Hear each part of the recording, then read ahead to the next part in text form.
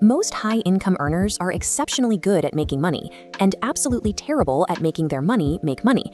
It is a specific dilemma that captures doctors, lawyers, and corporate executives. You are capital rich, but severely time poor. You spend your days trading premium time and highly specialized skills for premium income. This graph highlights the structural flaw in that approach. The steep line is your W-2 or operational income. The flat line at the bottom is the actual cash flow generated by your assets. That space in between is your wealth gap. A high-paying job, no matter how lucrative, is not an asset. It is an active mechanism that requires your constant presence to operate. An actual asset is a vehicle you own outright that generates consistent yield without requiring a single hour of your daily labor. Closing your wealth gap does not require working more hours. It requires shifting your focus from active capital accumulation to intelligent capital deployment. The frustration most professionals face is that the investment opportunities usually pitched to them are essentially hidden second jobs disguised as financial freedom. Every capital deployment decision forces you to balance an exact equation: your initial capital input versus the final yield outcome, measured against the heavy trade-off of your time and your physical liability. If you rely on zero leverage income, the math is unforgiving. The exact moment you stop working, managing, or operating, your cash flow halts entirely. The objective is acquiring scalable infrastructure. You need mechanisms that completely decouple your personal time from your financial yield. Look at this quadrant chart comparing time required against yield potential. Dividend stocks and index funds offer high liquidity, but notoriously low yields, and your capital is entirely correlated to broader market risks over which you have zero control. Private equity and direct business stakes sit on the opposite end. They offer a high floor for returns, but they demand high capital minimums, heavy operational oversight, and extreme illiquidity through multi-year lockup periods.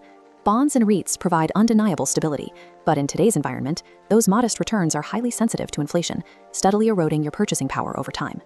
Then we have real estate and rental properties.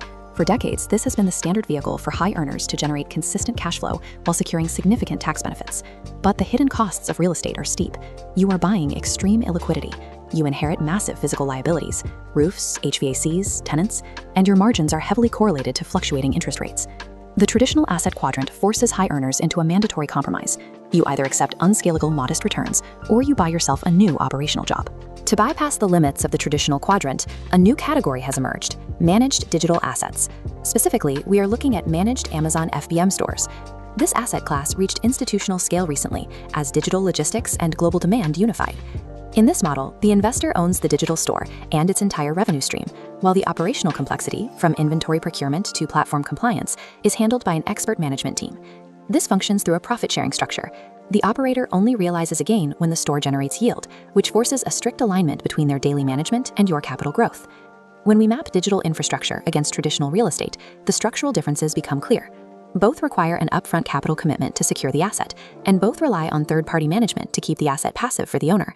However, digital assets bypass physical constraints.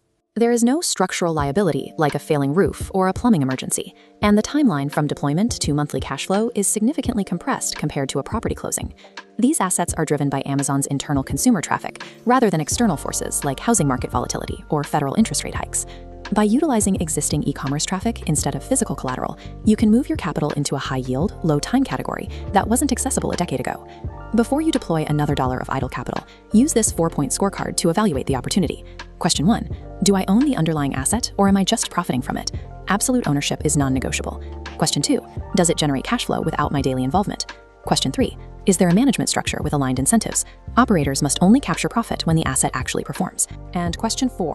Is the return commensurate with the risk and my deployed capital? Failing even one of these 4 criteria means you are not buying an asset. You are buying a liability, or you are inheriting a second job.